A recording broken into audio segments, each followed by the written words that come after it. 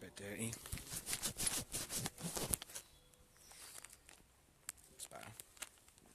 Just wait for people to tune in.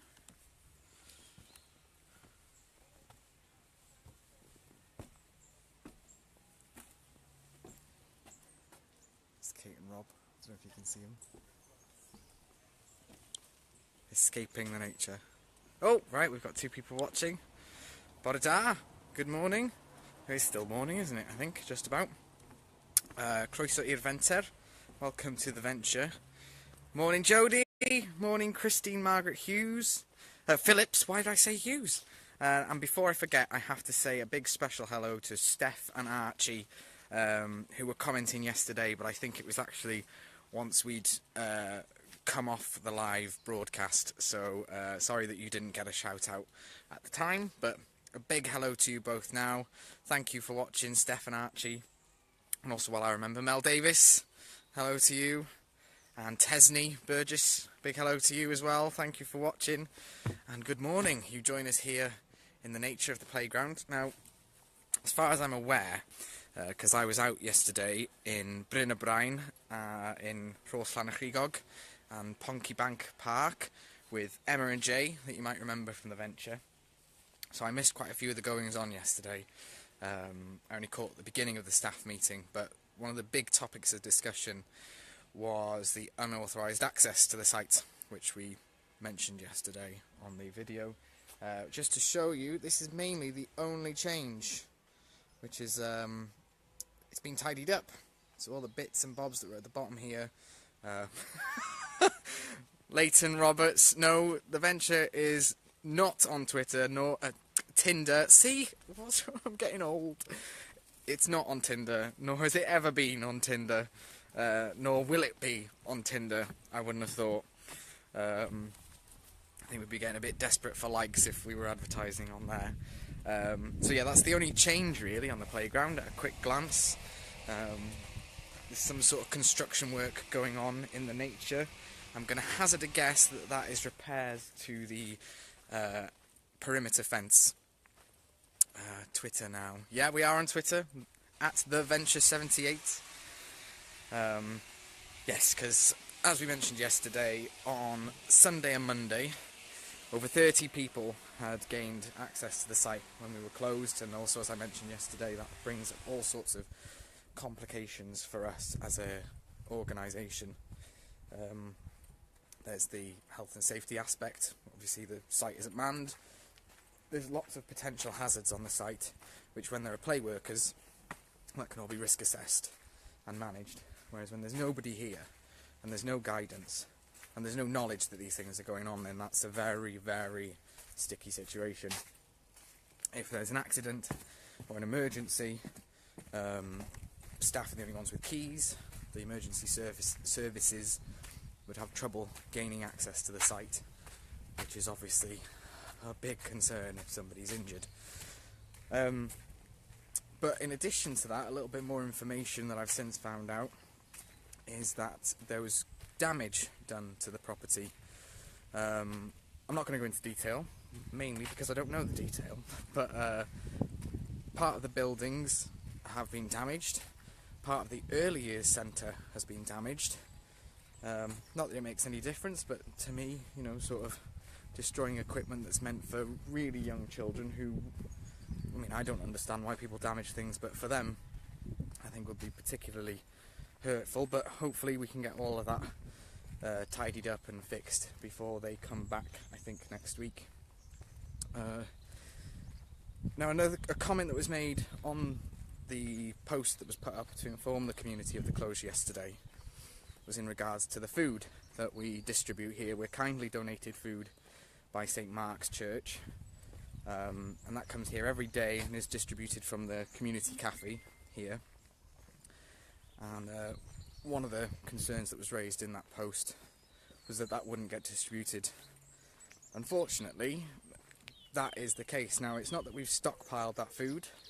We communicated with the people who distribute the sandwiches and fruit that comes down, and it was redistributed to other areas in Wrexham, you know, the other playgrounds, Gwenfro Valley,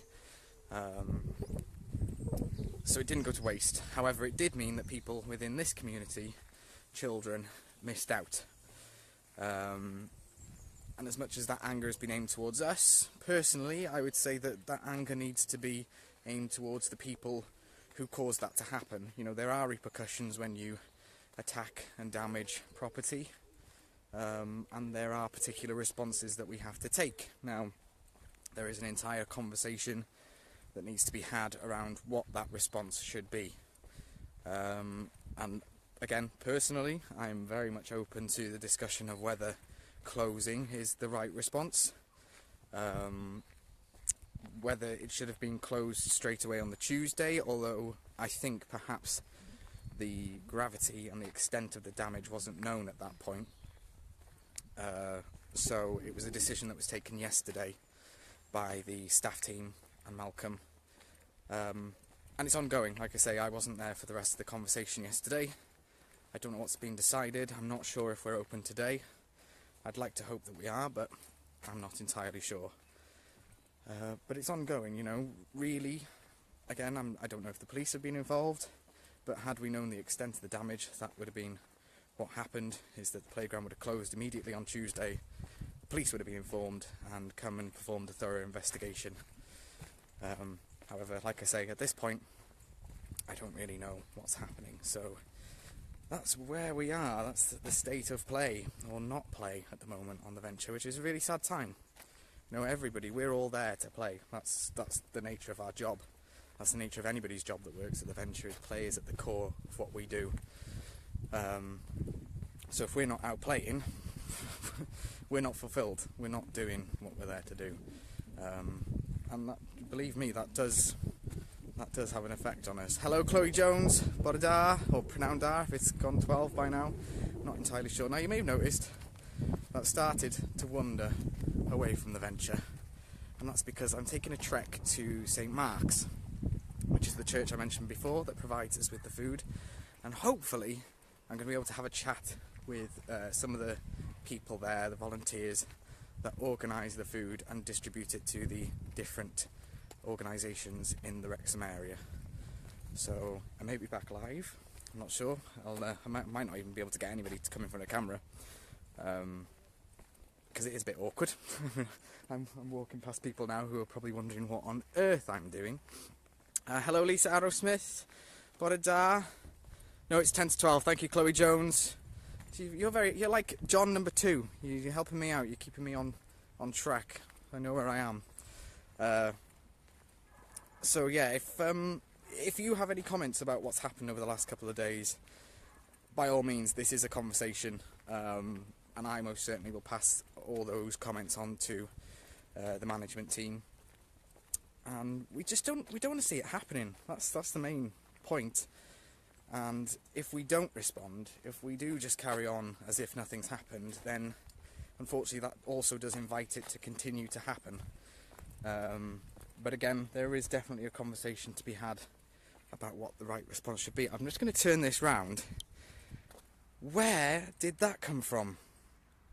My goodness. I've been away from Wrexham for a number of years, and I hadn't seen the new school. That looks incredible. When did that go up? It's amazing. I wonder if as I get closer to St Mark's I'm going to see any news sites for Kaya. But yeah, I can see that they've kept a bit of the building here for the Flying Start. Very good. So yeah, join in, comment, message. We'd love to hear from you, and we'd love for you to get involved. You know, the gates are always open. We're always there for a conversation. And for now, until we get some play going on, that is the state of play, and there's not a lot of play scene investigations to be going on today.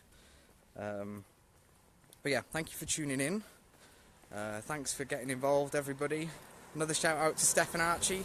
Sorry I missed you yesterday, and we'll see you soon. Ta-ta, everyone.